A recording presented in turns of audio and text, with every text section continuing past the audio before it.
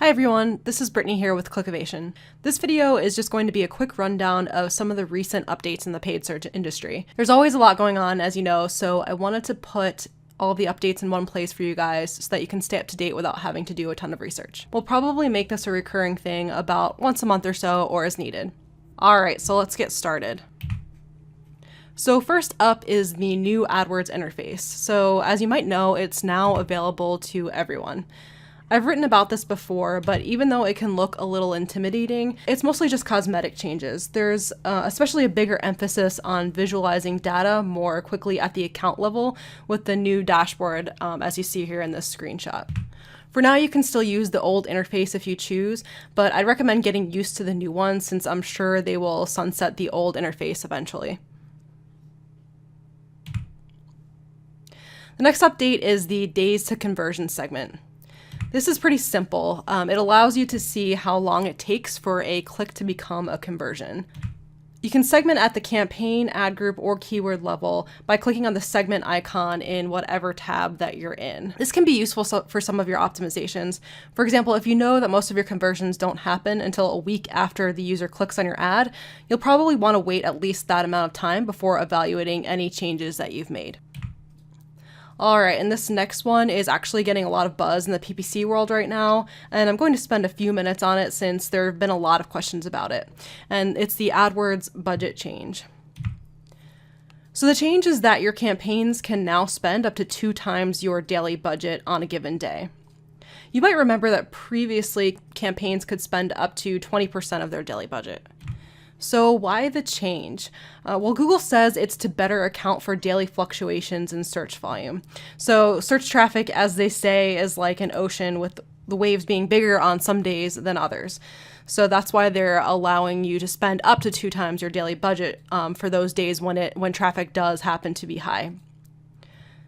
So how exactly does this work? Well, if you have a $100 budget, you could spend up to $200 on a given day for that campaign. However, Google won't charge you more than your monthly charging limit. Now, what is the monthly charging limit? Well, it's your daily budget times 30.4. 30.4 is the average number of days in a month. If you've happened to accrue over that amount in a calendar month, Google will actually give you an over-delivery credit. However, there is a caveat to this. The monthly charging limit only applies if you have the same budget every day during the calendar month. If you change your budget throughout the month, the monthly charging limit doesn't apply. So you could see discrepancies between your daily budget and what Google actually charges you. So what are the takeaways here? Well, you don't really need to worry if your budget is constant, if it's the same every day. Google will just refund you if they happen to serve your ad too often and you accrue extra charges beyond your monthly charging limit. However, if you have a short-term campaign, a campaign that's less than a month, or you change your budgets frequently, I would keep an eye on daily spend so that you don't overshoot your monthly target, since you could wind up spending double your campaign budget for a given campaign. This topic can be a little confusing to understand, so we explained it in more detail on our blog at clickivation.com/blog, so be sure to head over there if you want more clarification. Next up is a new maximize clicks bidding option in Bing. So as you might know, this is already an option in AdWords, but it's finally made its way to Bing.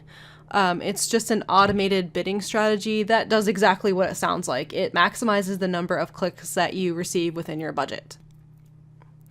So currently, or I should say before this update, enhanced CPC, which is an automated strategy to get more conversions, and manual CPC are the only other bidding options available within Bing. And if you want more information about this setting, we did write about it on our blog, so be sure to go there for more info. And next up is an update for store visits, specifically for YouTube. So this update applies only to businesses with multiple brick and mortar locations. So store visits, if you don't know, are exactly what they sound like. Essentially, Google can track the number of visits that you get to your store from your ads. It doesn't track, however, whether that visitor actually bought from you. And these store visits have been available for the search network since 2014, but they're now available for YouTube, along with location extensions, which you have to have enabled if you want to track store visits. And the image on the right here just shows you what the ad looks like in YouTube and with the location extensions. Now you must meet certain eligibility requirements to see store visits in your account. So you have to talk to your Google account rep if you want to get those going for your account. And for more info, we also wrote about this on our blog. So just go head over there if you want to learn more about that. And then last but not least, we have a new type of ad called Showcase Shopping Ads. So this ad is available just in time for the holidays in 15 countries.